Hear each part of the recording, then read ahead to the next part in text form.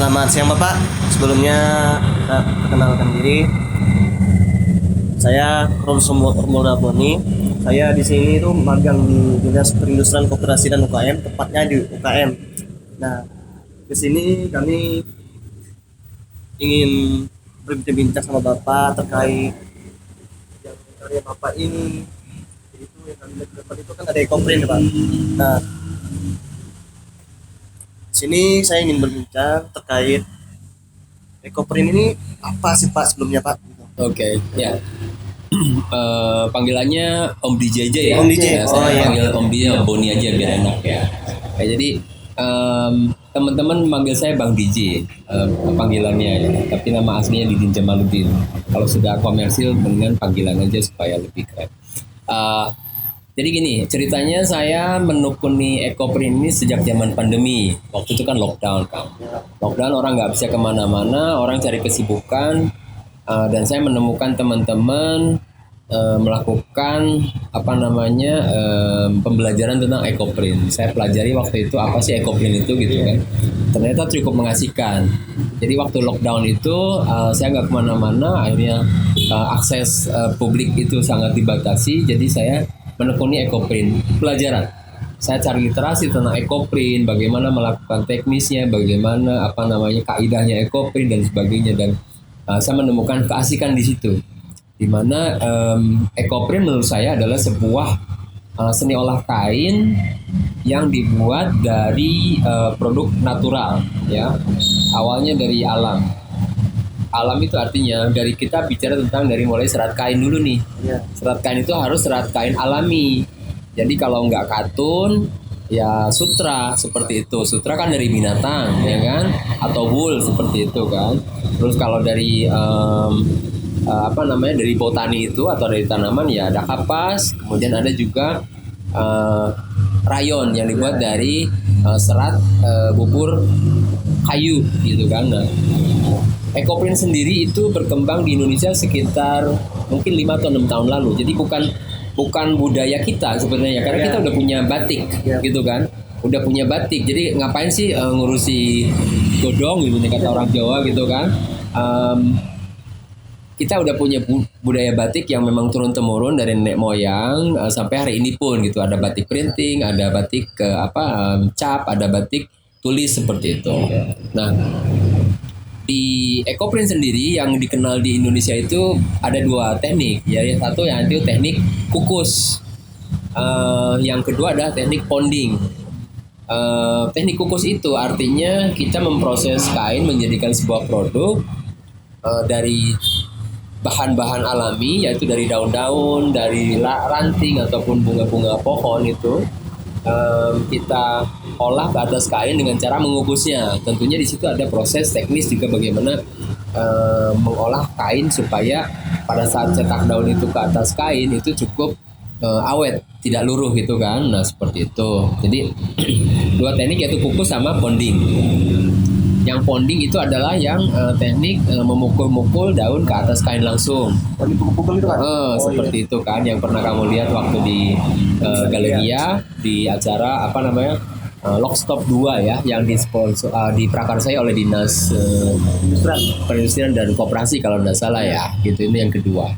Nah, jadi di situ saya memulai bisnis ekoprint. Saya seorang pengrajin atau senimannya juga di bidang ekoprint. Dan sampai hari ini tuh saya mempunyai toko. Toko ini berlokasi di Jalan Taman Siswa nomor 97 di Kodia ya, Jogja. Toko saya ini namanya toko Ekoprint ID. Jadi Ekoprint ID sendiri sebenarnya itu bukan brand pakaian, bukan brand ekoprint, tapi itu brand komunitas. Ya. Jadi komunitas teman-teman yang memang berkecimpung di dunia ekoprint plus saya gitu kan, saya koordinir, kemudian saya bukakan toko, yuk jualan sama-sama rame-rame gitu supaya kita bisa memasarkan produk ekoprint kita tuh secara sistematis seperti itu. Nah, jadilah toko ini. Jadi setiap harinya saya buka jam 11 sampai jam 7 malam kalau dari operasional toko. Kemudian ada lebih dari sekitar 600 item yang ada di toko ini gitu ya. Jadi ini offline. Online-nya ya saya juga ada di Instagram, di Facebook gitu kan, itu medsos sebenarnya ya untuk bagaimana kita mengkomunikasikan e-commerce ini ke publik. Ada juga di marketplace lain yang memang saat ini saya belum begitu maksimum di penggunaan marketplace secara online untuk pendistribusian produk kami.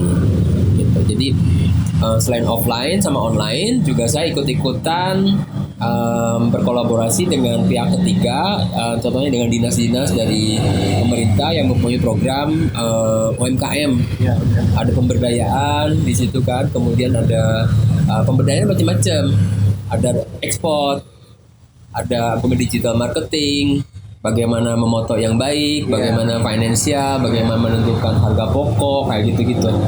Nah selain itu juga mereka kadang-kadang suka melakukan sebuah bazar ataupun pameran yang melibatkan UMKM, gitu kan. Salah satunya kemarin saya ikut terakhir dari Dinas Desperindak ya, adalah Logstop di Galleria Mall selama kurang lebih 2 minggu kalau nggak salah ya, gitu loh. Nah itu artinya begini. Di toko saya ini kan sebuah ekosistem kecil, ya kan? ya, Nah, sekarang kita ngomong adalah masalah bagaimana sebenarnya kita mendistribusikan produk. Nah, bagaimana mendistribusikan produk ada pertanyaan yang cukup rumit sebenarnya. Tapi salah satunya adalah dengan berkolaborasi.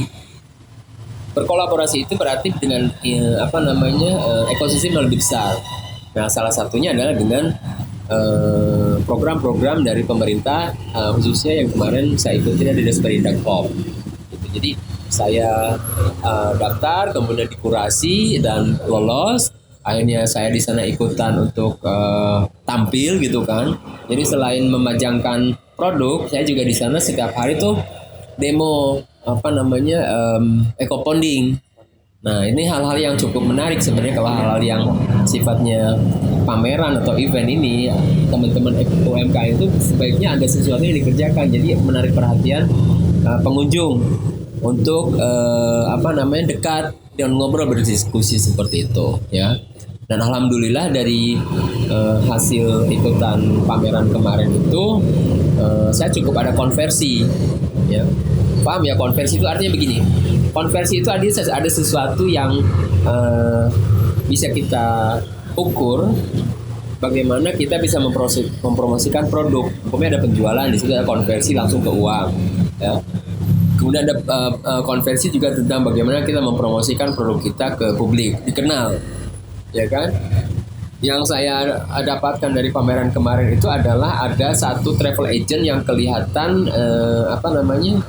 beliau itu datang ke pameran, kemudian melihat saya demo, kemudian memotret, ngobrol sebentar gitu, tidak ada leads bisnis apa-apa, tapi kemudian hari setelah pameran selesai beliau nge-WA saya. Dia bilang kalau dia akan punya grup dari Papua itu, sekelompok ibu-ibu Dharma wanita kalau tidak salah itu akan ke Jogja gitu kan, sekitar 30 orang. Nah dalam programnya mereka kunjungan itu mereka pengen mengadakan sebuah workshop kecil gitu atau pelatihan lah, dimana mereka bisa ada pembelajaran dari UMKM lokal di Jogja. Nah salah satu pilihannya adalah eco-print ponding, karena di situ melihat mungkin dia bilang ini simple tapi ada nilai seni, kemudian nilai kreativitas dan tidak lama gitu kan, hanya setengah jam atau 1 jam belum selesai. Pengertiannya Pak. Makanya besok tanggal 13 mereka akan datang ke toko kami di sini untuk melakukan pelatihan seperti itu. Itu ada lagi pertanyaannya mungkin tadi saya bilang prospek ya tentang ekspor.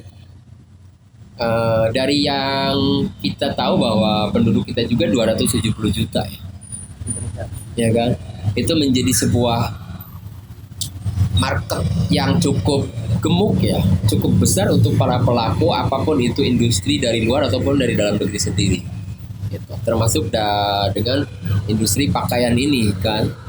Kalau kita bicara ada prospek tentang ekspor keluar, ya nggak apa-apa direspon aja selama itu memang memungkinkan.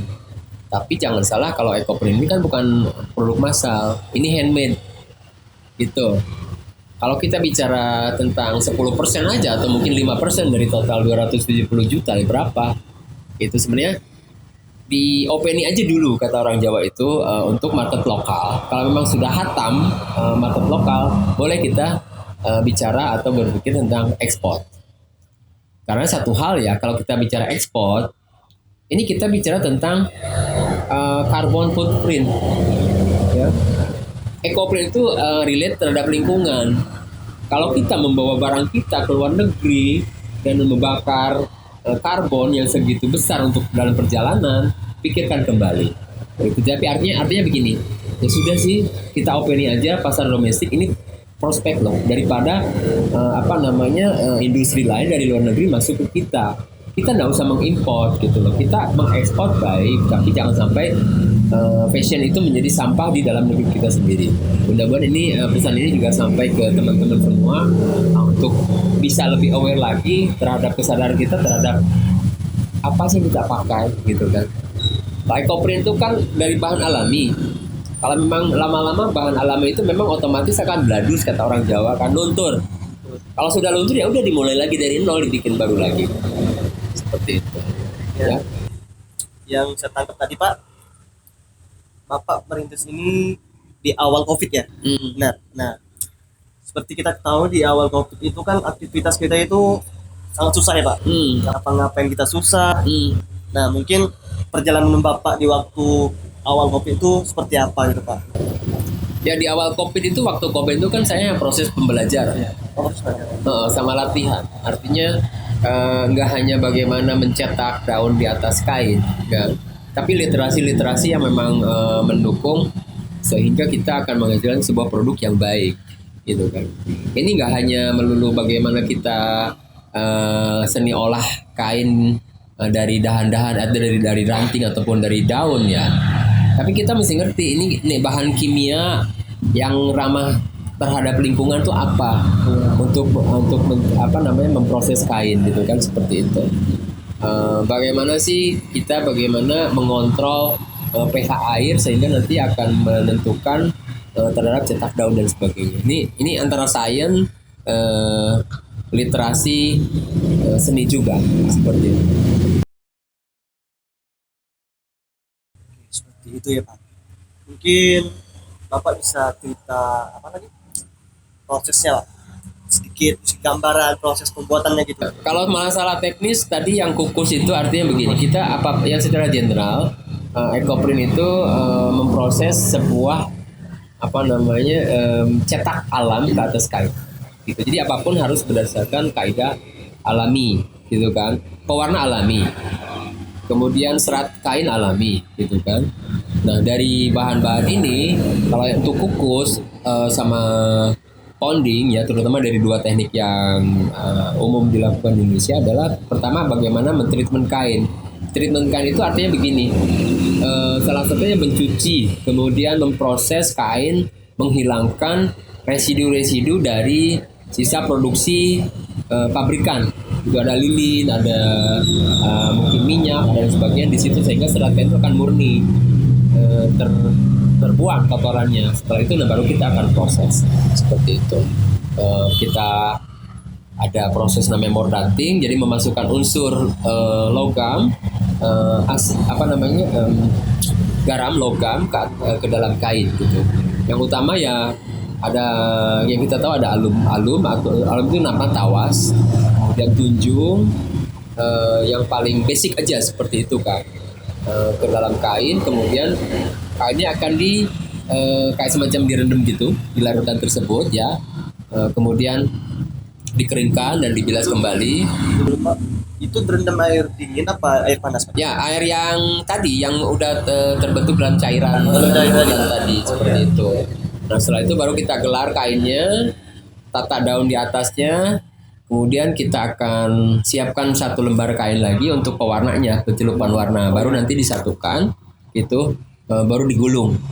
Digulung itu nggak boleh ada celah, nggak boleh ada space di antara daun-daunnya sehingga kan cetaknya bagus. Digulung, dijadikan kayak lontong itu, baru dikukus sekitar 1 jam atau 1,5 jam sudah cukup. Nanti akan tercetak cetak daun di atas kain. seperti zaman sekarang kan mungkin banyak ya Pak, kayak yang kayak Bapak kan udah ketahuan ini sangat alami, prosesnya sangat alami gitu kan, memang bagus. Nah mungkin di sini apa sih Pak keunggulannya Pak, keunggulan keunikan dari EcoPrint ini? Keunggulan dan keunikan EcoPrint tadi pertama, dia natural, Natural. dia alami. Dengan kita membeli dan memakai produk-produk EcoPrint, artinya kita sudah kontribusi terhadap untuk mengerem kerusakan alam, gitu loh, untuk mengerem pemanasan global. Ya, yang tadinya pakai warna sintetis, kita pakai warna pewarna alami sekarang seperti itu. Lagi pula kalau memakai produk EcoPrint kita punya kebanggaan sendiri kan. Kita merasa dekat dengan alam seperti itu. Dari sisi estetiknya itu otomatis jelas kalau EcoPrint itu kan produk yang tidak akan sama cetaknya, tidak akan sama persis gitu. Nata daun itu di satu kain dengan di kain yang lain itu nggak bakalan sama. Jadi sebenarnya satu produk itu satu pembuatan, tidak akan yang sama. Jadi nggak mungkin satu orang bisa kembaran gitu aja seperti itu. Terus juga kayak ini saya tangkap tadi itu lebih kayak memanfaatkan keadaan alam ya Pak. Iya. Mungkin lebih lagi Pak saya ingin tanya sedikit tentang ini kan, apalagi kan ini kan unik ya Pak. Mungkin dari tanggapan warga ini bagaimana Pak yang udah datang ke tempat Bapak ini, itu tanggapannya gimana? Maksud kamu dari market kali ya? Iya. Ya, jadi bukan warga. Kalau warga itu sekitar RT aja sih. Jadi begini, EcoPrint ini sudah cukup dikenal di pasaran. Dia mempunyai keciri khasan sendiri gitu kan. Nah, artinya ini sebuah peluang. Setelah industri yang lain seperti tenun lurik ataupun batik gitu kan, EcoPrint ini sesuatu yang baru dan saat ini cukup viral, itu sudah cukup terkenal. Kenapa? Karena EcoPrint itu sebenarnya tidak susah dibuat, beda dengan batik. Jadi hampir semua orang bisa melakukannya, ya kan? Ini pun menjadi sebuah masalah nantinya gitu kan. Masalah apa? Jadi masalah banyak kompetitor nantinya. Tapi otomatis sebenarnya masing-masing produk itu masing-masing brand ataupun artisan punya ciri khas masing-masing nantinya. Nggak masalah, jadi masalah itu. Yang kedua adalah jadi setelah kita punya batik, ada EcoPrint. Nah ini menjadi sebuah tantangan. Itu mereka udah tahu bahwa ini EcoPrint. EcoPrint bukan batik. Tolong digarisbawahi ini. Karena EcoPrint tidak memakai malam, tidak ada proses canting. Makanya itu bukan batik. Filosofinya juga berbeda, gitu kan. Nah, jadi masyarakat sudah paham bahwa EcoPrint itu ada dan unik dan mereka cukup mengapresiasi terhadap apa yang kita lakukan.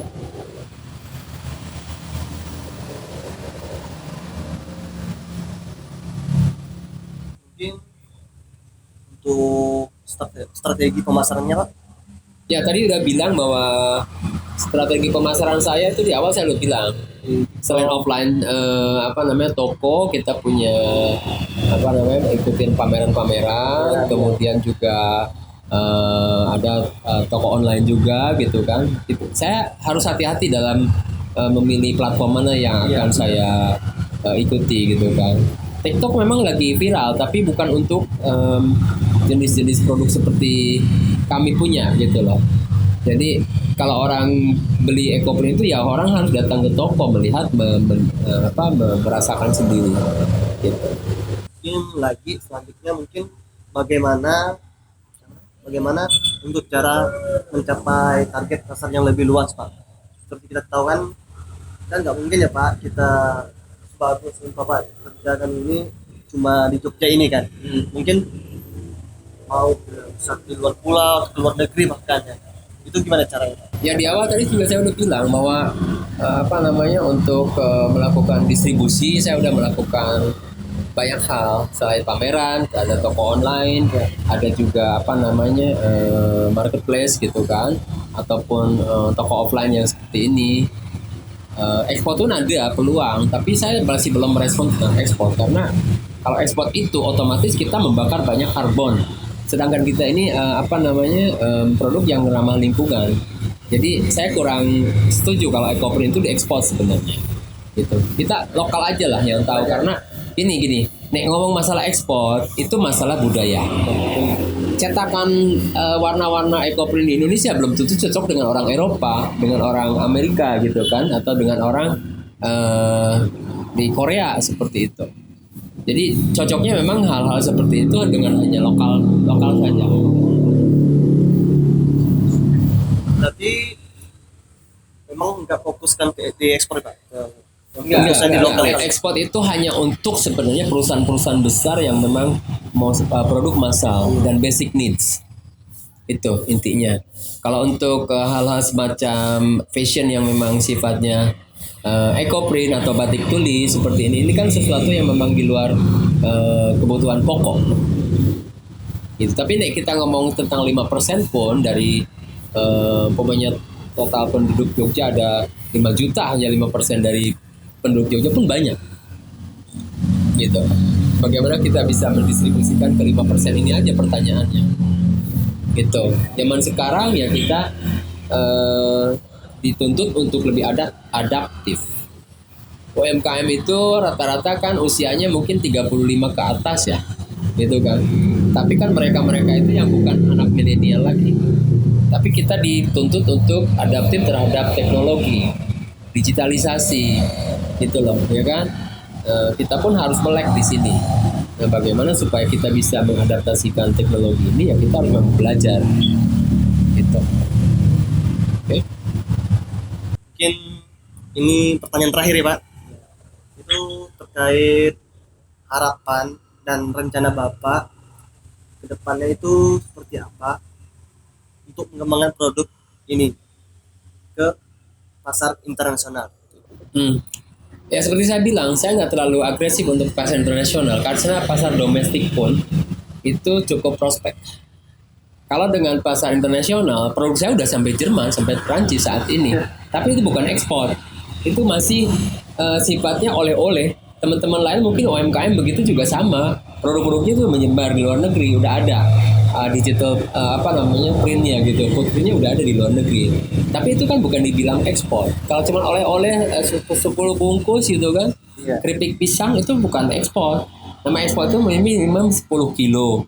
10 kilo barang ya itu namanya ekspor sudah seperti itu kalau nggak salah gitu kan. Jadi untuk harapan saya ke depan itu kita bisa kolaborasi dengan pihak lain aja, pihak ketiga di mana dia punya toko tapi nggak punya production line, galeri-galeri ataupun butik-butik seperti itu yang memang kita bisa masuk ke dalam ekosistemnya mereka gitu. Kalau di luar pun nggak masalah, umpamanya di Singapura atau di Korea atau di mana gitu, orang-orang punya toko yang sifatnya middle up, bisa ambil barang dari kita gitu kan.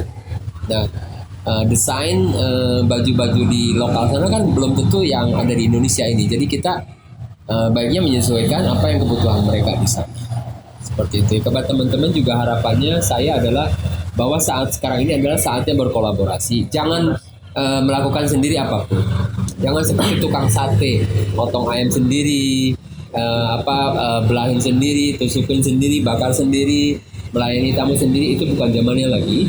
Jadi teman-teman UKM untuk segera melakukan kolaborasi atau kerjasama dengan pihak ketiga karena masing-masing punya fungsi maupun punya keahliannya. Yang tukang bikin ya artisan, pengrajinnya, belum tentu dia bisa memasarkan. Ada ahlinya tukang memasarkan, kita tempel. Tukang memasarkan nggak punya marketplace-nya, nggak punya tokonya, ada yang punya toko, tempel lagi gitu kan. Nah ini namanya distribution chains atau channel distribusi atau rantai distribusi yang mau nggak mau kita harus terlibat di dalamnya gitu. Nah, itu akan memberikan kontribusi di masing-masing. Nih kita anggaplah semua ada rezekinya nih. Rezeki kita itu mungkin tangganya untuk rezeki orang lain. Orang lain pun seperti itu adalah tangga rezeki kita. Jadi kita ngomong soal kolaborasi. Soal bagaimana kita setelah kolaborasi kita berjejaring lagi. Ya, kolaborasi adalah lingkup kecil, ekosistem yang lebih besar daripada kita sendiri. Tapi setelah kolaborasi, kita ada lagi namanya sebuah ekosistem yang besar lagi namanya networking, berjejaring. Ya, Belum tentu kita ambil industri batik, industri ekoprint. Jangan salah, kita berjejarannya umpamanya dengan kosmetik. Nah, kenapa kosmetik? Gitu. Karena orang-orang yang suka pernah berdandan dengan makeup bagus, yang bagus, pakaiannya juga pengen yang bagus kan? Gitu loh. Nah, hal-hal seperti ini yang mungkin nggak kecium sama UMKM.